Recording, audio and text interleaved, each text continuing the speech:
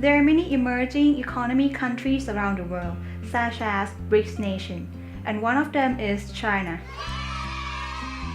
China has been a communist country for more than 60 years. Even so, with this government system, it is considered as the world's second largest economy because as a communist country, there are no discussion or debates needed for the market and economic decision. It is done by only few people and it worked out for this country for a long time. The country's total GDP is over 11 trillion, yet it is still an emerging economy. Emerging economy means that the country does have some characteristic of the developed economy. Yet, there are some factors that does not meet the minimum requirement to be the developed market economy. Taking a look at its GDP per capita, which is around 8,000.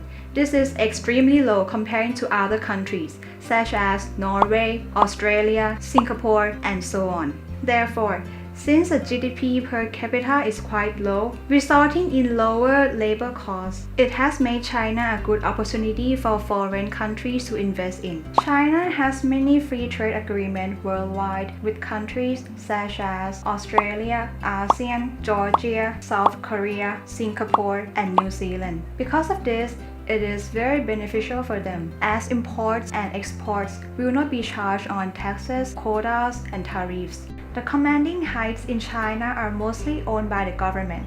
For example, in nuclear power, it is owned by two companies, and that is China General Nuclear Power Group and China Nuclear Corporation. They are both government-owned companies. For public transportation, such as railway, it is operated by China Railway Corporation, which is regulated by National Railway Administration. But as for communication like media, they are mostly private-owned companies, but is heavily censored by the government. Most of the Chinese population have their own life insurance, but that doesn't really cover up the heavy bills of the serious sickness. For free healthcare, it isn't really available everywhere. In urban areas, these services are not provided at all. Their educational system is a state-run system, public education with the first language as Chinese. Students are required to attend 9 years of school as a minimum requirement. The pension system is fairly unstable. Some people does not receive the pension they are entitled to. China is a free market economy country, since there are very few restrictions on all productions from the government.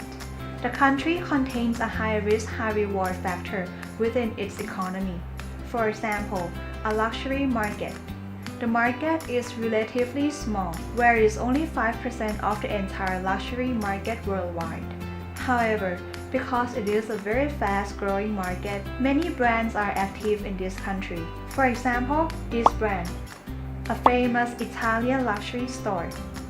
The high reward would be that the sales rate grew significantly compared to other nations. As for high risk, the store expansion is not easy as it sounds. The location is difficult to find, and it takes lots of money, labor force, and people to open a new shop.